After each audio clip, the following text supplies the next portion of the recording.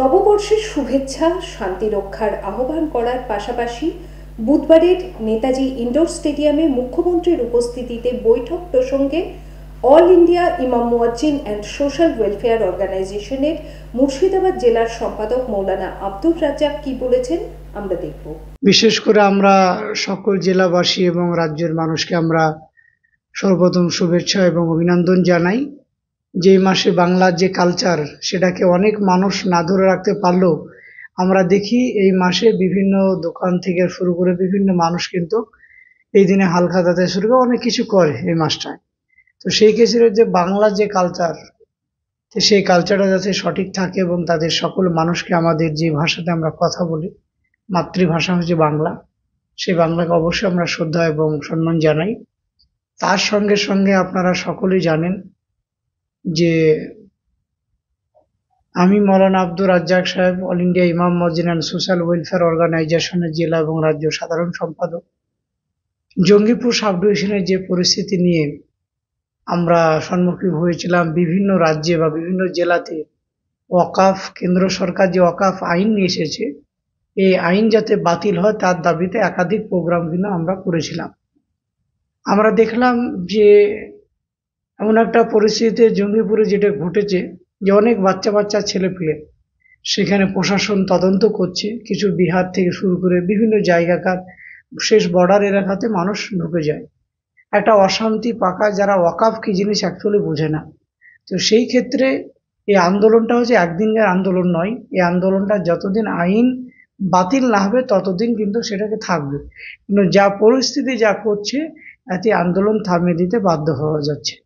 কিন্তু দেখুন যে আমরা যে দেখলাম যে শামসেরগঞ্জ, যে এই লড়াইটা কিন্তু হিন্দু মুসলিম তাদের জন্য নয়, মুসলিমদের বা হিন্দুদের জন্য লড়াই তা নয়। এই লড়াইটা হচ্ছে যে কেন্দ্র সরকার যে আইন নিয়ে এসেছে তার আইনের বিরোধিতা।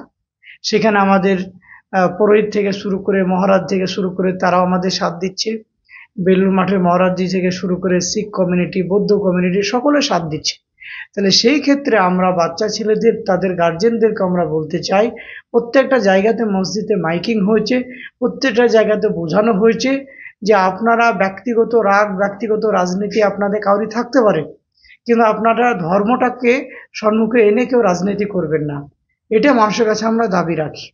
এবং আমরা দেখতে পেলাম শপিং মল কিছু আপনার লুটপাট হচ্ছে।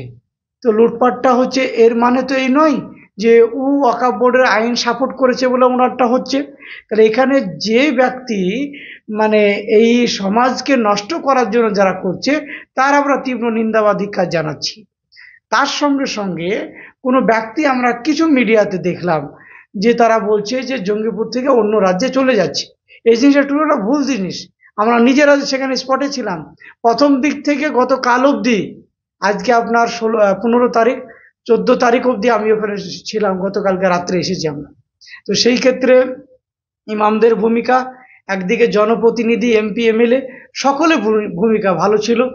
যে ধরনের পলিটিক্স করুন না কেন, পার্টি করে না কেন, সবাই চেয়েছিল যে এটা না হোক, এটা শান্তিপ্রিয়ভাবে সবাই আন্দোলন করার ভারতবর্ষের অধিকার আছে, গণতান্ত্রিক পদ্ধতিতে সেটা আন্দোলন করতে হবে। কিন্তু আন্দোলনের নামে এই যে চলছে এই জিনিসটা মোটেই আমরা বরদাস্ত করছি না।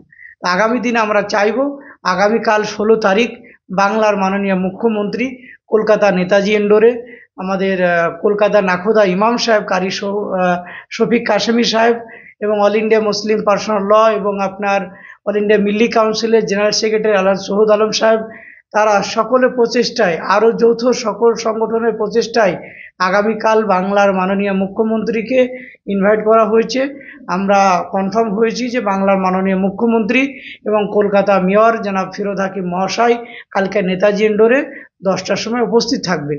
সেখানে বাংলার সমস্ত ইমাম মুয়াজ্জিন এবং বুদ্ধিজীবী এবং যারা লয়ার এবং ভালো যারা জ্ঞানী ব্যক্তি তাদের সকলকে আহ্বান করা হয়েছে ওই দিনে থেকে বাংলার মাননীয় মুখ্যমন্ত্রী ভূমিকা কি হবে ওয়াকফ বোর্ড নিয়ে, ওয়াকফের আইন নিয়ে। এই রাজ্যে আদৌ এর আগে যেমন একটা এনআরসির একটা হাওয়া কেন্দ্র সরকার করেছিল, সেটাকে বাংলার মুখ্যমন্ত্রী সেটাকে রোধ করেছে। আমরা আশাবাদী এবং আমরা চাইব আগামী দিন যাতে ওয়াকফ আইন যাতে লাগু না হয়। এখানে মসজিদ, মাদ্রাসা, কবরস্থান, দরগা এবং একদিকে দেবত্ব সম্পত্তি সকলে আপন আপন ধর্ম, আপন আপন মানুষের কাছে প্রিয়, তারা থাকবে।